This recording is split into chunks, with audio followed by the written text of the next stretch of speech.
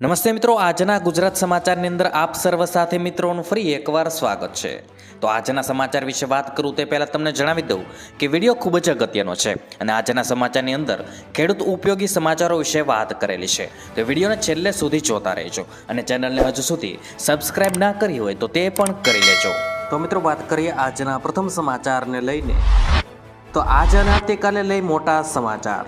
મિત્રો, બંગાળની ખાડીમાં સર્જાયેલું ચક્રવાતી રેમલ તોફાન 26 મેના રોજ મધ્યરાત્રિએ પશ્ચિમ બંગાળના સાગર દ્વીપ અને બાંગ્લાદેશના ખેપુપારા વચ્ચે ટકરાશે। આ દરમિયાન તેની સ્પીડ 120 કિમી પ્રતિ કલાકની હશે અને દરિયાકાંઠાના વિસ્તારોમાં 1.5 મીટર ઊંચા મોજા ઉછળી શકે છે। આ ચક્રવાત શનિવારે સવાર સુધીમાં તોફાનમાં ફેરવાઈ જશે અને શનિવારની રાત સુધીમાં તે વધુ તીવ્ર બનશે અને તે તોફાનનું સ્વરૂપ લેશે। પછી મિત્રો, મહત્વના સમાચાર વિશે આગળ વાત કરીએ તો ગુજરાતવાસીઓ હજુ શેકાવવા માટે તૈયાર રહેજો। મિત્રો, હવામાન વિભાગ મુજબ ગુજરાતમાં હજી 2 દિવસ ભયાનક ગરમી પડશે।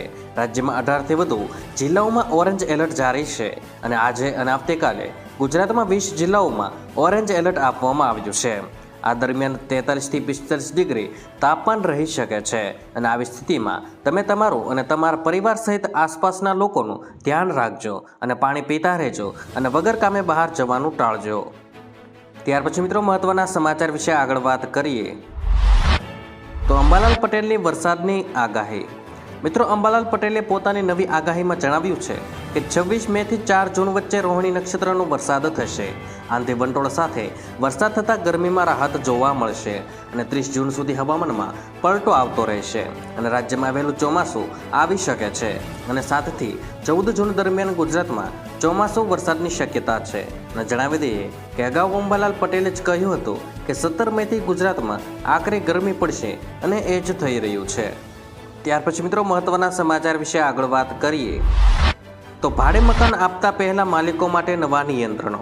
મિત્રો, મકાન ભાડે આપતા પહેલા માલિકો પર અમદાવાદ પોલીસે નિયંત્રણો મૂક્યા છે। હવે આટલી વિગતો પોલીસમાં આપવી જરૂરી રહેશે, જેમાં મિત્રો મકાન માલિકનું નામ તથા ભાડે આપેલ મકાનની વિગત, મકાન ભાડે આપવા સત્તા ધરાવતા વ્યક્તિનું નામ, મકાન ભાડે આપવાની તારીખ તથા માસિક ભાડું, ભાડુઆતનું પૂરું નામ, સરનામું, ફોટોગ્રાફ, પાસપોર્ટ સાઇઝનો ફોટો, ડ્રાઇવિંગ લાયસન્સ અને પાન કાર્ડના પુરાવા આપવા પડશે।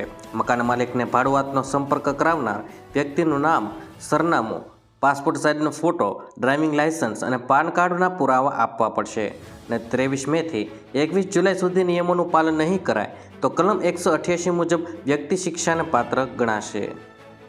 ત્યાર પછી મિત્રો, મહત્વના સમાચાર વિશે આગળ વાત કરીએ તો અંબાલાલ પટેલે જેવા ગુજરાતમાં 60 આગાહીકારોએ કરી ભવિષ્યવાણી। મિત્રો, ચોમાસાને લઈને છેલ્લા 30 વર્ષથી જૂનાગઢના કૃષિ યુનિવર્સિટી ખાતે વર્ષા વિજ્ઞાન પરિસંવાદનું આયોજન કરવામાં આવે છે, જેમાં આગામી ચોમાસામાં વરસાદ કેવો રહેશે તેને લઈને આગાહી કરતા હોય છે। મિત્રો, હાલમાં જ યોજાયેલ પરિસંવાદમાં પોરબંદરના આગાહીકાર ભીમાભાઈ આડેદરા દ્વારા સૂચવાયું છે કે આગામી ચોમાસું લાંબુ અને સારું રહેવાની શક્યતા છે અને 15 જૂનથી 23 જૂન સુધી વાવણી પણ થઈ જશે અને બાદમાં જુલાઈ માસ દરમિયાન 11 જુલાઈના રોજ શક્તિશાળી સિસ્ટમ સક્રિય થશે, જેને લઈને તોફાની વરસાદ પણ થવાની શક્યતાઓ છે।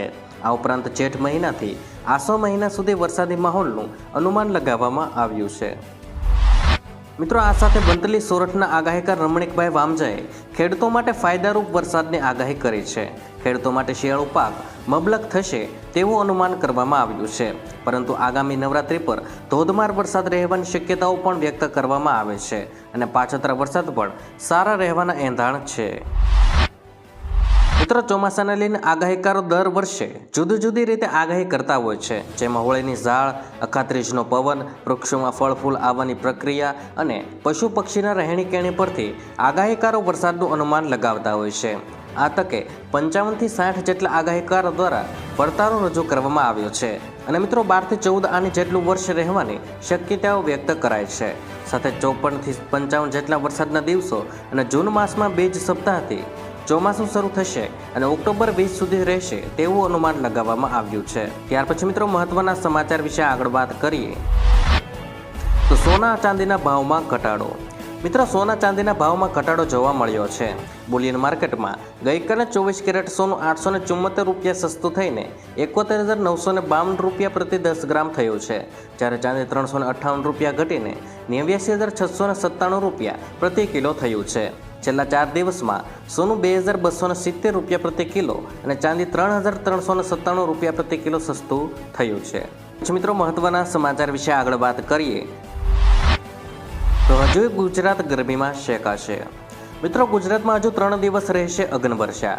આજે ઉત્તર મધ્ય ગુજરાતમાં ઓરેન્જ એલર્ટ જાહેર કરવામાં આવ્યું છે અને મોટાભાગના શહેરોમાં 45 ડિગ્રી તાપમાન રહેવાનું છે. 4 દિવસ બાદ ગરમીમાંથી રાહત મળી શકે છે અને દેશમાં નોતપાની શરૂઆત થઈ ગઈ છે અને જે 2 જૂન સુધી ચાલવાની છે. અને હવામાન વિભાગનું કહેવું છે કે નોતપામાં દેશના કેટલાક ભાગોમાં પારો 49 ડિગ્રી સેલ્સિયસ સુધી જઈ શકે છે. તો મિત્રો, આજના દરેક સમાચાર અહીં કામના પૂર્ણ થાય છે.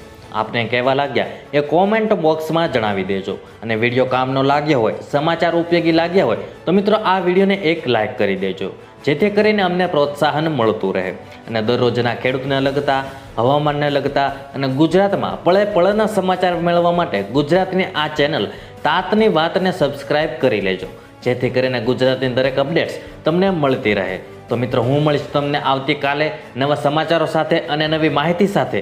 ત્યાં સુધી મિત્રો મને રજા આપશો. ધન્યવાદ.